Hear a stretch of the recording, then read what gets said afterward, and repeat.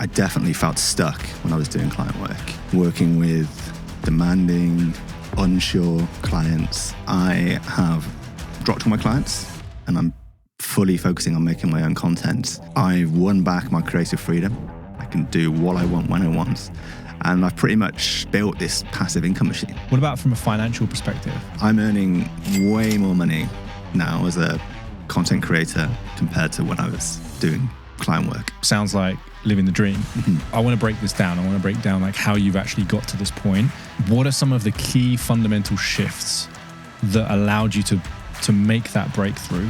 I'm leveraging AI tools and I'm leveraging YouTube as the platform. So much of it comes down to understanding supply and demand, finding that kind of untapped niche where there's little competition. So what was your process for finding that market where there is more demand than there is supply, right? So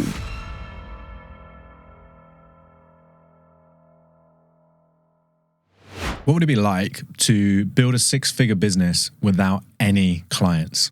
In today's episode, I'm talking to Greg Preece, who is a YouTube creator. Now, I've known Greg for quite a while, and the reason that I wanted to bring him on the podcast is because I've watched his journey as a YouTube creator, and it's been absolutely fascinating to me. And I think there's so much that creatives can learn because I hear this concept all the time. Oh, I wish I just could make my own art. I wish I could just be creative and not have any clients. And so today we're going to dig into the 3 core principles that allows Greg to make a full-time income from his YouTube channel. And we're also going to talk about AI and how you can leverage that to get more work done as a creative. As always, if you enjoyed this episode, don't forget to hit subscribe and share it with a friend.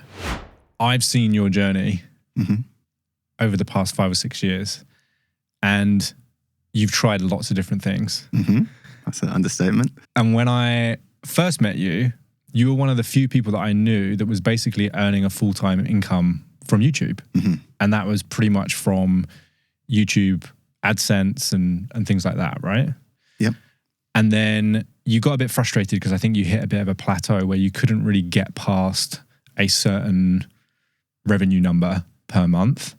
And also I think like a lot of the YouTube algorithm was changing and you were not quite sure where you wanted to take the channel. And so we had a few conversations, and one of the moves that you made after that was you kind of went and started consulting for people about how to grow their YouTube channel. And so you had clients.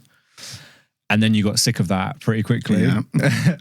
And then you started landing these big brand deals, and you kind of, you know, I'm obviously like summarizing this journey a little bit, and you can fill in the blanks where you feel is relevant.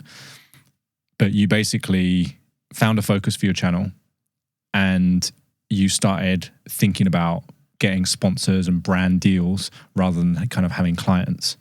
So if you look back on that journey and you contrast where your business is now to where it was when both you were kind of stuck at around the 4 or 5K a month mark and having clients, how would you summarize that experience to somebody who's thinking, should I start a YouTube channel? Should I have clients? Like, what was it like going through that whole journey for you?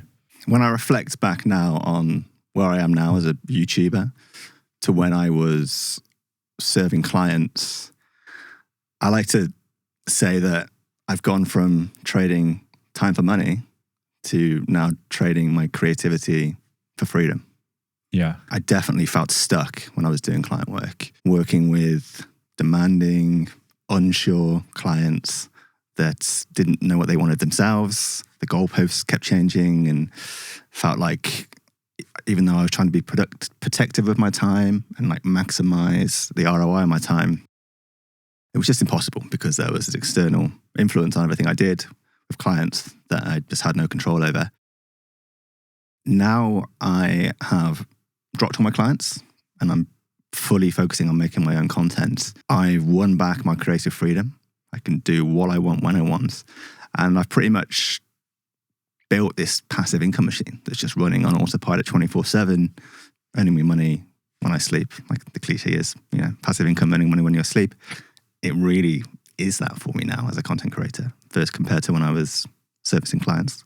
And what's the emotion associated with those two things, the clients versus where you are now as a creator? How would you say emotionally that feels different? It feels more satisfying on a daily basis because I can really kind of pick at any creative thread that I want to on any given day. I'm not kind of directed by clients. So that's hugely more creatively satisfying. I would also say less stressful. You probably well know clients can be quite unpredictable. Emotions can run hot. Like I said, goalposts can change, timelines and deadlines can change. And I think as someone working in the creative services industry, you can kind of be treated as like a doormat or a tool by your clients rather than an expert, someone with expertise that's partnering with the client on a project. And you just tend to often be unless you're really protective over this, you can easily just become this like emotional punching bag from a client, just receiving all of their frustration and anger. So yeah, I just feel so much more chill and like stress-free doing it on my own as a content creator. Yeah, you seem a lot more chilled and stress-free. What about from a financial perspective? How does it compare? Is there an advantage or disadvantage to where you're at now compared to when you were serving clients? I'm earning way more money now as a content creator compared to when I was doing client work. It's not really luck. Like I've approached it the correct way. I'm leveraging AI tools and I'm leveraging YouTube as the platform. But in essence, there's infinite potential leverage there doing the model that I'm doing now.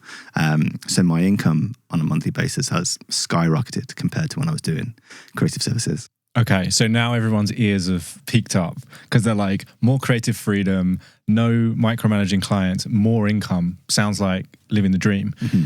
So I want to break this down. I want to break down like how you've actually got to this point and also talk a little bit about maybe some caveats or some things that people should consider, because I don't know if you agree with this, but I'm a believer that like whatever you achieve in life, there's always there's like a price you have to pay. And it's not always time. It's not always money. It's not always energy. Sometimes it's like an emotional price, or sometimes it's relationships, or there's usually something that has to give. You can't just have everything that you want. So maybe we can talk a little bit about, some of the things that you've had to sacrifice to kind of get to where you are as well. But from a high level, what are some of the key fundamental shifts that allowed you to make that breakthrough? I want to really hear it from where you were, because you were a creator before and you were earning passive income before, but you were stuck at this kind of like income level and you were a little bit frustrated, right? Yeah. So you switched to the client model, you had a taste of what that was like, then you switched back to being a creator, but now you're kind of like up here, you're much more successful and much more free as a creator. What are some of the fundamental shifts looking back? If you were going to teach that version of yourself who's just starting out on YouTube, what would you say to them? Yeah, I'd say so much of it comes down to understanding supply and demand and being conscious of supply and demand. When I first started as a content creator a long time ago, the content I was making back then, just by sheer coincidence, was on a fairly new topic. There wasn't much competition in that niche. So even though my skills as a video creator weren't that high, because I had hardly any competition around me, it was easy for me to stand out. So I was executing in an area with high demand where there was low supply. But over time, that changed. Like that niche started to get flooded with competition. Video creator professionals came into the niche who could make videos a hell of a lot better than I could. My competitive advantage just eroded away over time. And that takes us into the chapter where you were just referring to, where I really wasn't making that much money every month as a content creator. In fact, I was hemorrhaging money. I was losing money. But I was sticking to my guns, and I didn't want to give up on this content creator dream. Then obviously I sidestepped, did the client services model. And while I was doing that, I kind of realized what had happened to me while I was a content creator. I couldn't see it at the time while I was a content creator when I was so deep in the weeds. But when I came out, I realized that maybe my video production skills aren't as good as I thought they were. And it was just kind of beginner's luck at the very start because there was no competition. It was easy to stand out. And if I kind of realized if I'm going to go back into content creation, which I was thinking of doing at this point when I was working with clients, I need to be really conscious of that supply and demand factor and stack the deck in my favor by going back into content creation, following the blue ocean strategy, which I'm sure most of your viewers will know of and we can talk up in more detail, but finding that kind of untapped niche where there's little competition and just sort of stacking the deck in my favor and making it easier to stand out.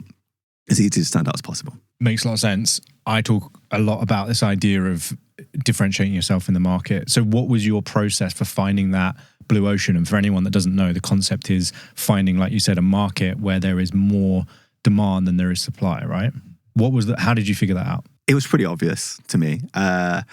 So when I re-entered content creation full-time, we're looking about 1.5 years to 2 years ago now, and you didn't have to be keeping your ear to the ground to realize that AI was exploding, it was blowing up. And a few hours of research showed me that there was hardly any AI-focused content creators on YouTube.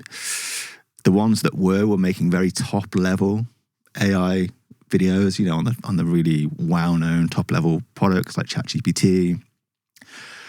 So it just became really clear to me that there's this huge audience of creatives and creators watching YouTube videos who are going to be interested in this AI explosion, but there's no one serving content to them. There's no one teaching them what tools they can be using to help them with content creation. So it was just clear as day to me that was the blue ocean to jump back into, the untapped niche to start making content on. How would you figure it out now if it didn't seem so obvious?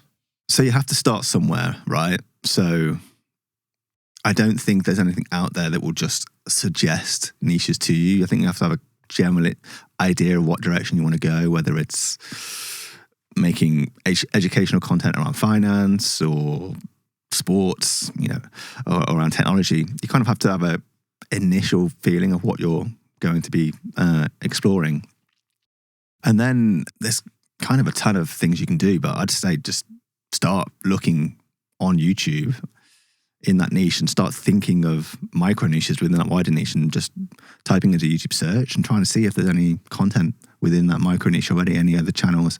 Focus on that. You could get really technical and start using like SEO traffic tools to see what topics are trending in the last 30 days, the last 90 days, and then jump over to YouTube manually and see, are there any channels making content on those SEO findings? But really, I think you just have to start, and you have to just start peeling the layers back and let curiosity kind of drive you deeper and deeper into like different rabbit holes. Yeah. How important do you think having a passion for the thing that you're going to put all your eggs in the basket, how important is that? I'd say it's essential. Because there might be something that you really care about and that you're really passionate about, but there's loads of competition. So like, what would you say to somebody like that? Unless you can think of a unique way of approaching content within that passion, find something else. Right. Yeah. Okay. And so let's say I find something, but like I'm just not that passionate about it, but I know that it could work. Mm-hmm. Would you encourage people to go down that route? Or do you think it's like, oh, that's not enough? You've got to have this like sweet spot in the middle between the thing that has more demand and less supply and the thing that you feel passionate and interested in? It's really a question of how hard do you want to make things for yourself. If you really want to make content on your passion, but there's already hundreds of channels already doing that, you basically need to become the best content creator in that niche to stand out. That seems like hard work for me. Yeah. I'd rather find my passion, but think of a unique approach of talking about that passion, like a unique way of branding myself when talking about that, and take a slice of that niche that already exists.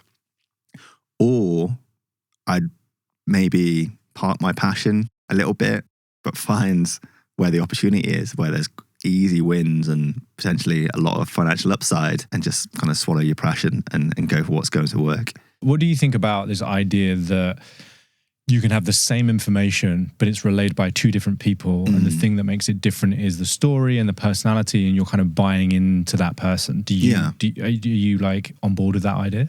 Listen, there's only a finite amount of views you can get on any topic. Yeah. So either your story and your uniqueness makes you unquestionably better than your competitor and you get all the views and they get none, or you're going to be splitting those total potential views and taking a split of the pie. So yeah, I think you just have to be honest with yourself and recognize that's what's going to happen. You can research, I like to call it the total addressable market. Like, how many total potential views could I get making a video in this niche? So kids entertainment, for example, Mr. Beast is the biggest channel in that niche. What's like his largest amount of views he's ever got? Might be 300 million. Okay, in this niche, there's 300 million potential views on a per video basis on any given day. And then the amount of competition within that niche kind of dictate how much that potential views is going to be split up by. Yeah, that's interesting. I've never thought of it as like a total sum game before. I've always thought about it as a little bit like money. Like, there's just like an infinite amount. There's no real, by you having more money doesn't mean that I can't earn more money, but you're saying there's a finite amount of eyeballs on the platform, basically, right? Yeah, I think, attention is the currency of 2025. It's super valuable, but attention is also limited. There's only so many eyeballs. There's so many hours in the day. YouTube's great because it's evergreen. So yes, you could make a video today and it gets seen in 3 months' time or 5 years' time.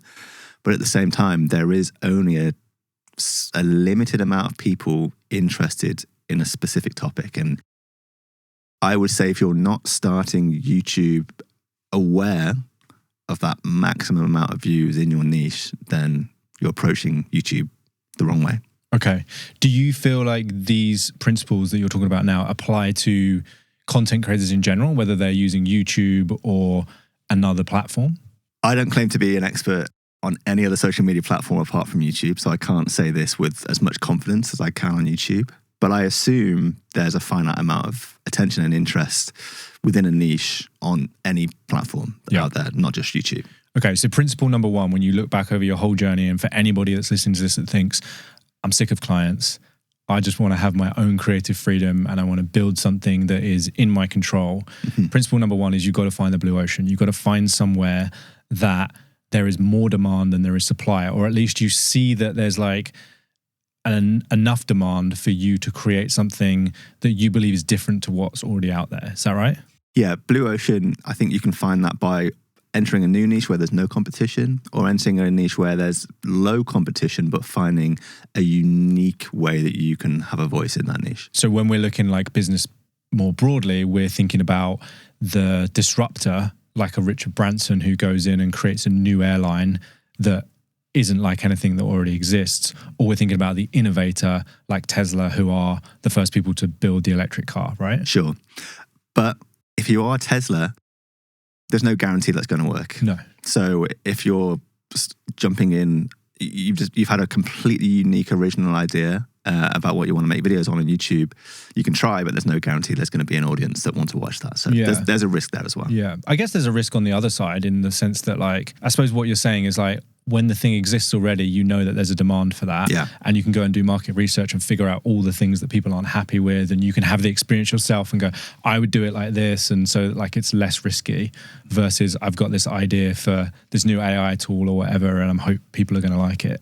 Exactly. Yeah. I'm a big lover of data. So being able to see numbers before I do something, how many potential viewers are there? How many channels already doing this are there? I love that. But you can win by coming up with a completely original idea and taking a big swing. Like there's a local Leeds-based YouTube channel called Rate My Takeaway. And it's literally just a guy who just goes to restaurants, eats food there and then in the restaurants. And we're talking about, like, I say restaurants very generously, we're talking about like corner chicken shops, and kebab shops. And he gets millions of views per video. And there was no one doing that specific type of content, going into these like lesser known places and chatting with the staff and eating there and then. He took a massive swing and it wins. So you've got to have something where you start off where this just is a hobby or a side hustle, right? This isn't something, unless you've got millions of pounds in the bank, where you can just be like, right, I'm going to be a YouTube creator, and then tomorrow I've got my channel and millions of views. Like, this is something where at the beginning you really have to experiment and see what kind of content is landing. I'm a firm believer that unless you have a previous experience as in video production and filmmaking and storytelling. Unless you're one of those people, it's pretty much a given your first 100 videos are going to be shit. They're going to suck. Yeah. You have to accept that you're probably going to get next to no views for those first 100 videos, but that is part of the process, part of the necessary process to learning, developing that skill set, and realizing what makes good content. It's like failing in public. Exactly. Yeah. It's pretty hard. It makes me feel a bit better because we haven't even got to 100 episodes of the podcast yet, and we're already getting a bit of traction. So that's probably a good sign, right? And as part of this process, you'll be able to then look back and say, okay, what did get traction versus everything else I've done that's not got traction? Oh, there's a learning moment there. What made that unique and special? And we can do more of that. And so you master your craft by eating crap for the first 100 videos. Let's talk a little bit about this idea of the long tail, because we've got principle number 1, which is find your niche, basically find the blue ocean. When I look on social media these days, it feels like there is nothing that hasn't been spoken about. And I think Instagram is getting better and better at serving you content that is niche to you. And so even let's say 2 or 3 years ago, there wasn't really anyone on Instagram talking about like shadow work and inner child work and like healing your childhood traumas. Now all I see on Reels is this stuff, and it's these people that are going super deep, and I'm like, wow, that felt once when I spoke about that on a podcast, like this revolutionary thing. And people used to come to me and say, oh my God, I've never heard this concept before. Now everyone's heard about it. They're copying you, man. I heard you talking about this 4 years ago, before those guys. What do I do about these people? No, I guess like my question is around the long tail, which is, I don't know if you probably remember this concept. Kevin Kelly wrote an article way back, like I think 15 years ago now, called The Long Tail. And it's this idea that we're moving towards micro niches where there will be a micro niche for everything, rather than having like these big companies that cover lots of things. It's like that they're like the most successful, and then the long tail basically continues forever and ever and ever and ever. And it started around SEO, where you could always get found for these really long tail keywords and things like that. So when you're talking about this idea of find a topic like AI, it won't be long, right, before everyone's talking about AI on YouTube. Yeah. So like, how do you deal with that, I guess, is my question. But then another layer to that is, if the long tail exists and there's always going to be somewhere talking about something, like there's only a limited amount of topics, how do you deal with that specific challenge? I don't know how much I subscribe to the idea that there's only a limited amount of topics to talk about. There's always new tools and technologies being released. I think there's always new schools of thought emerging that we can talk about. So I'm not sure how much I buy into that. On the topic of competition increasing over time, though, once untapped niche becoming more tapped, you used AI as an example and said, soon enough, there's going to be tons of people talking about that. It's already happened. I've realized my competitive advantage that I had 12 months ago isn't as strong as it was anymore, and views aren't coming as easy. In this situation, what I'm doing is, one, I think that the last 12, 18 months where I've had that competitive advantage, during that time, I've also, as well as creating a high quantity of videos, I've also really focused on mastering my craft more, becoming a better video maker, a better storyteller. So when this new competition comes in, I've got an advantage over them in a different way. Yeah, we're talking about the same topics, but hopefully my videos will be more enjoyable and will connect with an audience better, because I'm constantly trying to work on my craft, because I think at the end of the day, quality always wins. But I am also looking for new topics, untapped pockets within my niche that I can start talking to, where those views are going to come easily, because there's no competition still. So I think when you enter a niche and you start creating content around a topic very early, you have the luxury of kind of being able to talk about anything within that niche, and the views are going to come quite easily. But later on, when competition increases, you kind of have to mine down and find kind of more micro niche topics to kind of still give you that advantage. Yeah, and that's where those like that research and stuff comes in, right? When you're actually doing that deep research, has anyone talked about the combination of this concept with this tool? And it's kind of goes back to a little bit what I talk to my clients about, in the sense that they're almost like data points And they're almost like, Tim Ferriss used to talk about value stacking and skill stacking. So you might not be the best coder, but if you can code and have a sales conversation, like that unique skill set is actually going to differentiate you from someone who can just code. And so it's looking at like, how are all of our experiences as we go through life stacking on top of each other? And it's like, what are the themes that run through that give me a unique perspective on this topic? And it's like, the more things I can stack, the more unique that data is. And it's almost like, I think about like the combination on a lock. It's like everything that you do, you're adding in like a digit. And so by the end, you've got this like insane combination that no one could ever copy, because they haven't had the same experiences as you. They haven't picked up the same skills. They don't have the same network. It's like all of these things. So I like that concept, and it's something that we kind of like teach our clients as well. It's a great concept.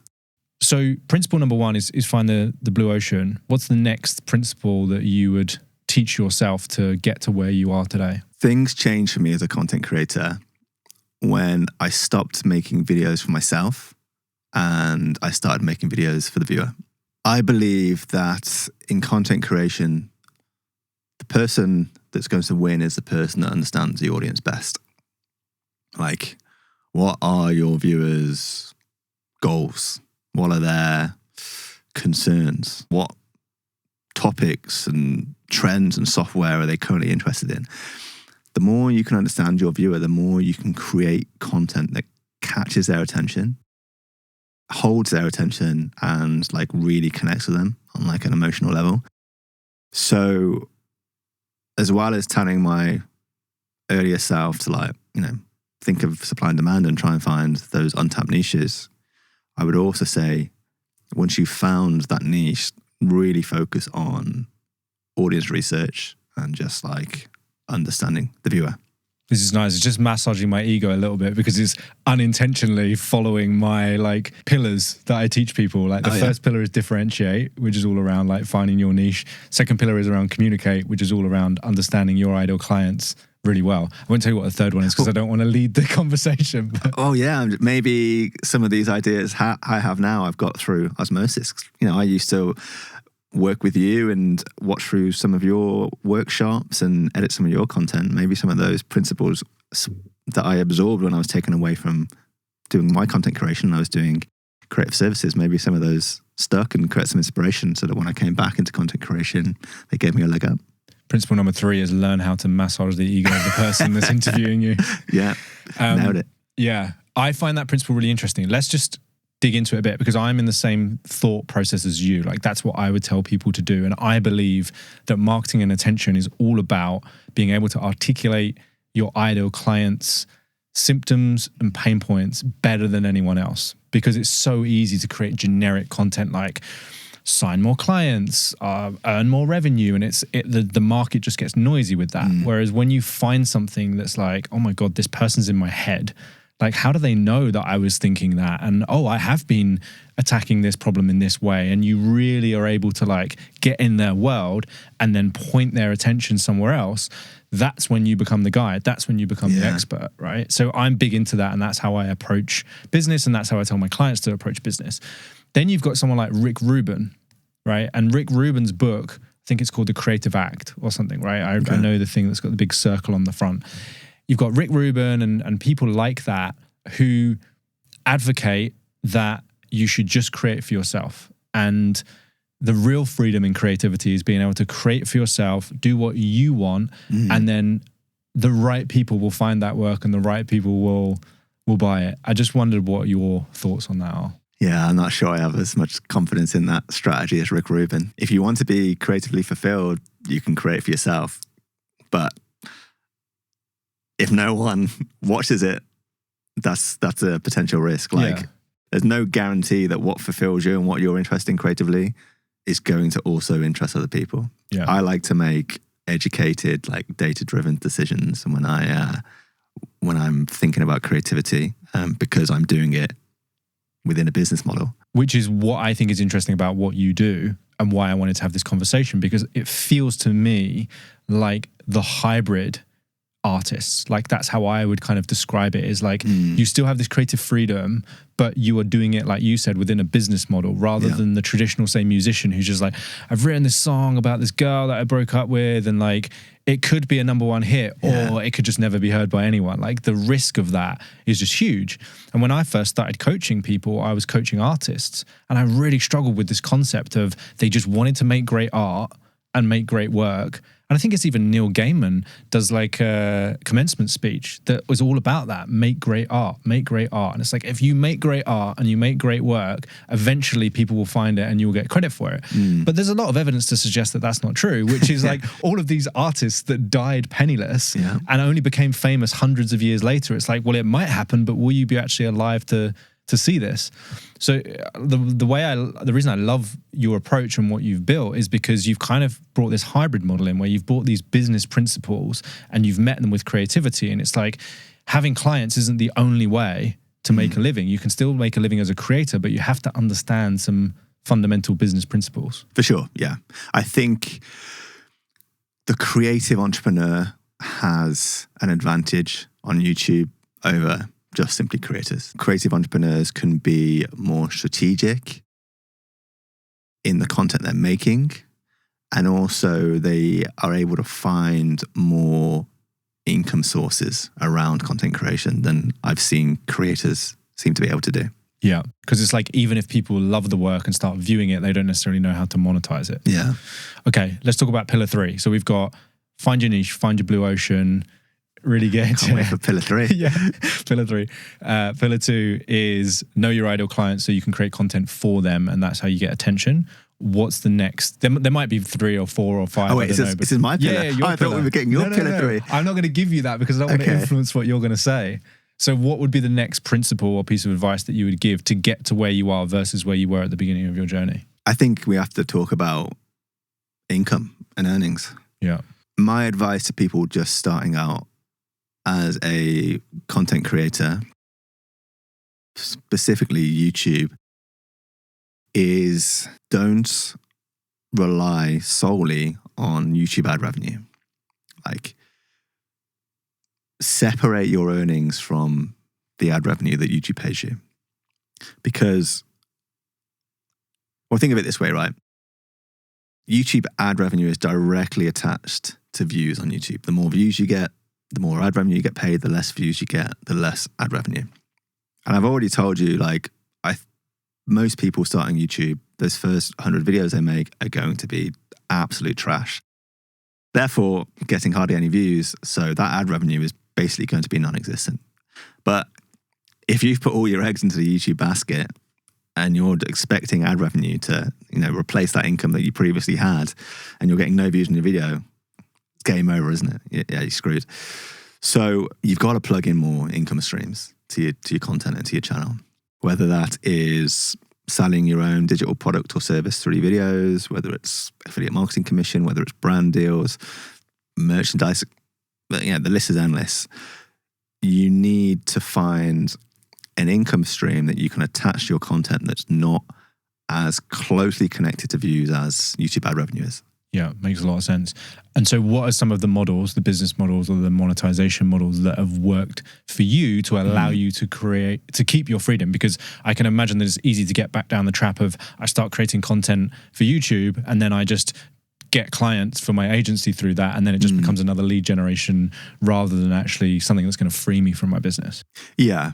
I mean, I have done that when I was more client focused. My content did help me get clients. So that's what you want to use content for, you can. Outside of that, I'm just a huge affiliate marketing fanboy. I love affiliate marketing. And I particularly love affiliate marketing that's monthly recurring. So I make a sale once through my video, get someone to sign up to something where there's a monthly subscription, and I'm getting paid in perpetuity for that sale. That's like, for me, that is one of the truest ways of disconnecting my earnings from my views there is. I agree. Yeah. And it's the partnership model, right? It's like, how great is it to be able to sell somebody else's product and not have to deliver it? Yeah, you don't get 100% of the revenue, but when you look at an agency model, it's like if you've got 30% profit margins, you're doing well. Yeah. And like, it's not unreasonable in some cases to get a 30% affiliate commission for like the right products. So some companies have reached out to me and given me a 50% commission split on products. Like, okay, there's opportunity out there for affiliate marketing. So where do I start? So it sounds like affiliate marketing is, I know unfortunately affiliate marketing as a phrase has a bad rep because we went through this Herbalife. Okay. Everyone was a Herbalife sales affiliate, and it was this multi-level marketing scheme where like you got your friend to sign up and they got a commission from that, and then they got someone to sign. You know, there's so many layers to it, and there was so much like scamminess and stuff around it. So I think it's got a bad rep. But like, tell me what your perception of affiliate marketing is in 2025 and beyond, and what where you see the opportunities. Yeah, I mean, well, first off, I don't mind that affiliate marketing has a bad name because it puts people off doing it, so I've got less competition. Yeah, that's true, yeah. But yeah, no, I would say that that prejudice or that like icky taste around affiliate marketing that people have, it's a mistake. Like, it's a legitimate way of making income online. Like, Adobe has an affiliate marketing scheme. Amazon has an affiliate marketing scheme where you can earn a commission from selling any product that exists on Amazon. I think maybe even, I know Google has it on some of their products, maybe even Microsoft. So, you know, these are huge, legitimate companies that offer affiliate marketing commissions to marketers and content creators. So, you know, it's affiliate marketing isn't a scam, it isn't illegitimate. You just need to not fall into a pyramid scheme or a multi-level marketing trap. Yeah. But one layer, affiliate marketing, I sell this product, I make a commission. I don't have to invest in my own money up front, and I don't have to recruit any other people underneath me. I'm just practically a salesperson for this company and getting a commission. A huge opportunity for making money as a content creator. Okay.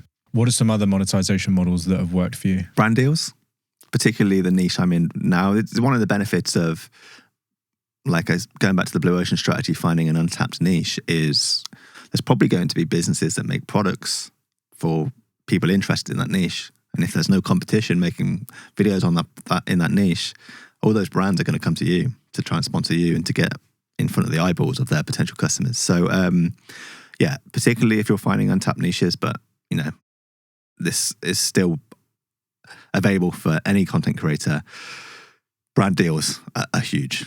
And you'd be surprised how small of a channel you can have versus how much brand deal payments you can actually get from brands. That was going to be my next question, because you've got over 100,000 subscribers. So people might look at that and think, well, that's all right for Greg. People are going to be throwing money at him because he's got this massive audience. But at what size audience would someone typically start seeing these brand deals or be able to start kind of making some of these brand deals? There's a lot of variables in there, a lot of things that factor into that. How valuable is a customer in the niche you're in? So, for example, you know, if you can convert one of your viewers to a financial product or a housing product, those finance businesses or those housing providers are going to make a lot of money from that sale. Yeah. So even if you have 1,000 viewers, but they're targeted potential customers for these brands, and those brands are going to make a lot of money from your viewers if they convert. Like, I heard of a channel in the finance niche, I think it had something like 2,000 subscribers. And if I'm remembering correctly, I'm pretty sure they were making around $60,000 a month from affiliate marketing. Far out. Yeah. Because so that's almost... Sorry, from brand deals, not affiliate marketing. From brand deals, yeah. So again, it's kind of like the partnership model, because that's still what you're doing. You're still kind of selling somebody else's product, but it's just in a slightly different way. Mm-hmm. Brand deals, as far as I understand, they pay you up front to promote and there's nothing on the back end? Or can there be deals where there's like a mixture of both? There can be. I've had brand deals in the past that have been hybrid brand deals. So I get a payment up front and then I also get affiliate marketing commission come in if I make sales. But the most common brand deal, you're paid up front, flat fee, and it's a one and done. Yeah, okay. A couple more questions on this, and then I want to talk about the big topic, which is AI, because that's what your channel's on, and I think it relates a lot to the creative industry. So I want to make sure we have time for that. Where do you go about finding these brand deals? Like, if you looked back to when you were just relying on ad revenue and when you were struggling a bit with the YouTube channel, despite the fact that you actually had subscribers, what would you tell yourself in relation to these brand deals? Like, how do you think about them? Where do you find them? I think a big assumption about brand deals, and I think a lot of your viewers coming from agency, client servicing client background, the misconception around brand deals is that you need to be sat at your computer sending cold emails out to brands all day. Right. When in reality, everything flows down from views. If you're getting views in your niche and those views are valuable to brands, they're probably going to approach you and reach out to you. Like, I don't sit at my computer all day writing cold emails. I built a brand myself that brands want to be aligned with, and those brand deals come to me. And in all honesty, like, the demand of brand deals that land into my inbox every day is far greater than the supply. It's far greater than the videos I can make each week. So if you make good content and get views in a lucrative niche, the rest just comes to you. Like, it flows from that. Interesting. So what would be your advice to somebody who feels like they're making good content, they're getting good engagement? Maybe they're not getting thousands of views, but they're like getting enough views and they're getting lots of people commenting and people finding it valuable, but no brands are approaching them. Yeah. First off, try and get more views. Yeah. That's like priority number one. If you think you're getting enough views, but brands aren't reaching out to you, you need to get more views. Or, sure, you can reach out to brands. I've reached out to brands before. I've gone onto LinkedIn. I found like the head of influencer marketing at companies or head of partnerships, and created a connection on LinkedIn and won brand deals through that too. Little tip, if people are thinking of doing that, is finding companies in your niche that are already sponsoring other creators that make content like you create. It's great because you then know that those companies have ad spend, they have influencer marketing budget. So there's a higher ROI on your time if you're reaching out to these brands yourself from LinkedIn. But sure, you can win brand deals from direct outreach. But I would argue if you're making content good enough that's getting a high enough volume of views, you shouldn't have to. Okay, interesting. Because I'm just wondering how important it is to like have your first brand deal in the bag where maybe someone sees your channel like, oh, Greg's doing some work with our competitor or whatever, and they're like, they know you're open to it versus just having a channel that has lots of views kind of thing. Do you think that makes a difference? Are you saying, how do I give signals out to a brand that I'm open to brand deals as a creator? Yeah. I don't think brands are sitting around waiting to get signals from people. Right. Like, there's employees within these companies whose sole job it is to go and find creators that can put that company's product in front of people's eyeballs. And they're proactively reaching out, trying to, hit their quotas every month. So they're not waiting for people to say, hey, I'm open to being approached. Like, they've got a bottom line to think of, and they're doing cold outreach the same way. Creators are sometimes doing cold outreach to them too. Yeah. Okay, cool. I think that's pretty much covered. Are there any other like pillars that you would add, or principles, I guess, that you would add looking back to yourself? Is there anything else that you would tell yourself to go from where you were to where you are now? I've said it once and I'll say it again because it's just like, this is just the most important thing with content creation. Everything flows down from views. So leave your ego at the door. If you think you're a master of your craft, you're making great content, you're a really great video maker. If you're not getting views, I'm sorry, you're not any of those things. And you need to keep working on what you do, keep self-reflecting, thinking, where did I fall short this time? How can I not do that next time? How can I improve in the future? Keep investing in courses, keep hiring mentors, and just keep working on your craft. Leave your ego at the door. Okay, just before we go on to AI, one last kind of like quick fire, 2 or 3 tips as a content creator starting out, or maybe I'm even a bit more established. How do I get more views? How do I get more eyeballs on my content? Market research. Is it possible to get views in your niche in the first place? Outlier research of the channels that already exist in the niche that I'm entering. Which of their videos blew up and did really well versus the other library of content in your niche? That's going to give you indicators of what your audience is interested in, what messaging works well with your potential viewer, what icons and imagery works well in thumbnails, what wording works well in titles. So outlier competitor research in your niche to learn more about your audience. And thirdly, rinse and repeat. Get that quantity under your belt. Those first 100 videos, keep building and developing your craft. Love it. Thanks, man. Okay, so we've got a whole something like 12 and a half, 13 minutes to just basically cover AI. That should be plenty of time, right? Leave the most important things to the shortest amount of time at the end. I was kind of torn whether I should make this podcast about AI, but I've got some other ideas around that. But it would seem a shame not to talk about it based on the fact that the pivot that you made was into AI, and you've been doing a lot of videos around that recently. And I guess, I just want to get your opinion, because we've talked a lot about creativity. We've talked a lot about becoming a creator, and some of the things that you've been talking about on your channel seem like they're just going to replace that. So have you got any thoughts about like where this whole content creation and being a creator and almost like a master of your own destiny versus having clients, like where do you think this is going? So I don't think AI is going to replace creativity. I don't think it's coming for your job if you're a creator. I think what AI is coming for are people's reluctance to learn new skills. Creatives are still going to be creatives, and they're still going to be valued for their creativity. But that AI assistant that they have working under them, the AI, is the leverage that creator is going to have to execute on their ideas faster, to brainstorm and come up with ideas in the first place, or to deliver a much larger project than they would have been able to deliver on their own. So I don't think AI is going to replace creators. It's going to replace lazy creators, but it's going to be a leverage tool to take our creativity to the next level. I love that idea and I love that thinking.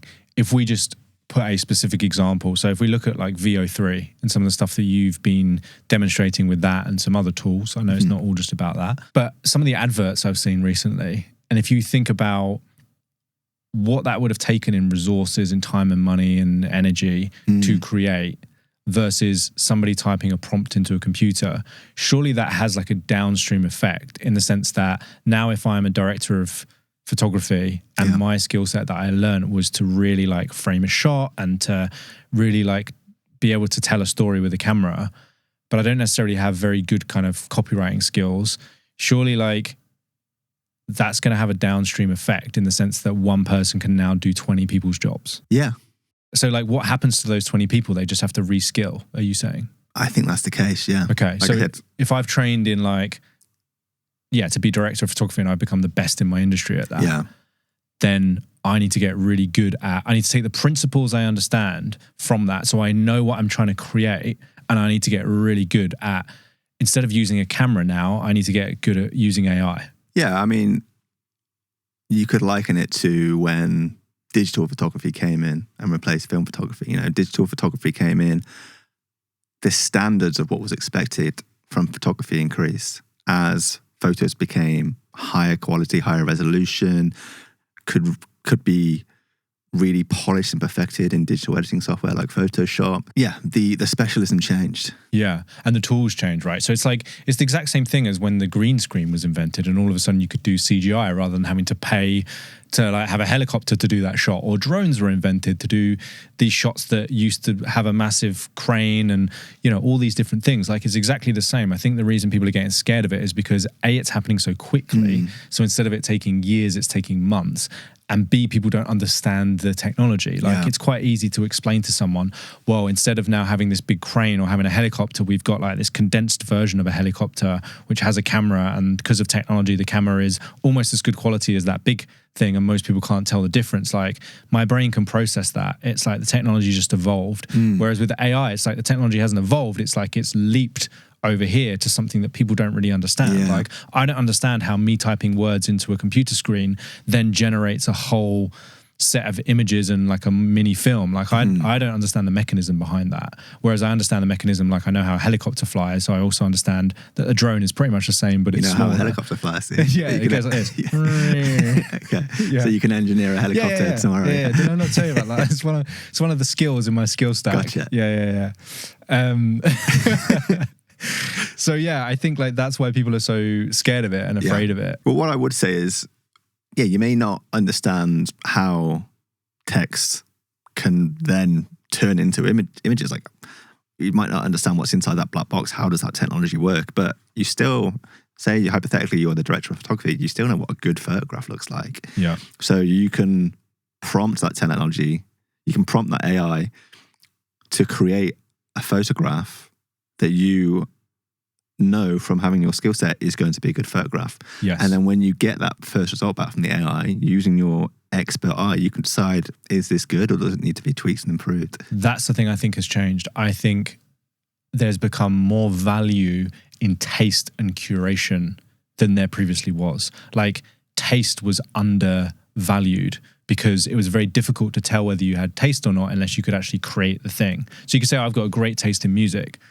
Well, how do you know? Like, have you made music that people like? Whereas now it's like, well, the barrier to actually creating something is so low that it's going to be proved by the fact that I can take this idea out of my head and get it into the market immediately, and people are either going to resonate with it or not. Like, that is the proof, right? So I think taste and curation have become a lot more important because there's going to be a bunch of crap out there. There's going to be a bunch of crap that AI creates, and it's going to be easy for people to create crap. So the people that are going to stand head and shoulders above are the ones that know what a good shot looks like intuitively. They're like, I know that works, but I know it works through the reps because I've created hundreds of films or I've created hundreds of designs. So I think that's a really important point. Last few kind of, I suppose, more like quick fire questions. What have you seen recently in the AI world that excites you? And what have you seen recently that scares you? So I am an AI optimist, so I think it's easier for me to come up with things that excite me than scares me, but I'll do my best to think of both. It excites me, I think, the upcoming creativity explosion that's going to be facilitated by AI, like, really excites me. Like, the gatekeepers have been removed, like that barrier to entry. It no longer takes like a 6-figure education and access to professional studio quality software to be a creative. Like, you can make Hollywood level productions in your bedroom for hardly any cost these days. And I really love what opportunity that gives creativity and creatives. I think we're going to see some incredible creative works in the future from people that we never would have seen work from in the past because of the previous barriers to entry. So love AI for that. Yeah, I love that. It's inspiring, but it's also a little bit scary to me because it's like when you remove those barriers and anyone can just take an idea and turn it into something, it's like the value is in the idea now. Whereas like before, the value wasn't in the idea as much. It was about, could you execute it? So you better have a fucking good idea. Yeah, you better have good ideas, right? Yeah. Okay, what scares you that you've seen recently? Scares me. I think what scares me the most is the risk of misinformation and the loss of clarity around what's true and what's not in the future. You know, we've all seen those AI scams popping up online, like fake Elon Musk on a Tesla stage telling you to send Bitcoin to him. I go onto Facebook and I see fake news stories with like images of celebrities completely created by AI, but convincing enough that people think they're true and they think that people actually did the things that they're depicted to be doing in these photos. And I started to see something recently, as you mentioned, Google VO3, an AI video generator. As AI video generation becomes more convincing, I've started to see AI influencers being created and used in dangerous ways, kind of rooted in prejudice. For example, this has been like the subject of examination quite a bit recently on YouTube. Like, people are making Black and ethnic AI influencers, so people that don't actually exist, but they look like actual real people, and just putting them into real, like stereotypical, like negatively stereotypical situations. I saw this one video of like this like Black influencer fake like influencers. It's completely made from AI, like holding a selfie camera, just about to like break into this like middle class suburban house and vlogging it, or just about to break into a car dealership. And it looks real. Like it already looks real in 2025. And that content is only going to become easier to make and more realistic looking. So I think there's a huge opportunity that people are going to be tricked into believing like negative stereotypes that are being pushed out there by people through use of this AI. And I think that's potentially dangerous for like the harmony of society. Yeah, one of the things that's coming up for me as you talk about that is this idea of segregation. And I think we have that enough as it is, especially with like politics and people's views. And you see that, right? You see during campaigns and when people are feeling heightened emotions towards particular causes or particular parties, and something crops up and everyone's jumping on the bandwagon and you're like, whoa, whoa, whoa. Does anybody have any like real information, the facts about this, or is it easy just to jump on the bandwagon? And the more convincing things become, the easier it's going to be for people to jump on the bandwagon, right? And it's like, well, yeah, I have evidence. It's right here. There's this video. I saw this guy doing this thing. And unfortunately, I don't think the majority of people are educated enough, or maybe educated is not the right word, like conscious enough to stop and actually analyze the situation properly. It's easier just to go, well, these are my beliefs, this is my worldview, here's some evidence that supports it, I'm going to go hardcore on this. Yeah. And I think, with the good creativity of all the interesting stuff and the educational stuff that's coming out is obviously going to have bad stuff as well. It's going to have all of these people whose minds, are quite terrifying. Like some of these people with these extremist views are now able to actually go and kind of create those views in the real world, whereas before they were just using language and whatever, which is a powerful tool as well. But to be able to actually now utilize AI to say, well, this is my idea and here's a film I made about it, or here's an image that I created that represents this thought, and connect to people on that level is pretty scary. Yeah, I think we always had truth there to kind of nip spiraling absurd ideas in the bud, to say, well, where's the proof that your idea is valid or that happened? But when everything will soon be able to be fabricated and made to look real, dangerous ideas will be able to spiral out of control without anything to slow it down and stop it. Yeah. Let's not end the podcast on a doom and gloom note, because one of the positives that I've seen recently is that YouTube have made the rule that they will only pay for real content, right? They're not going to pay for AI generated content. How much do you know about that? Yeah, to a certain level.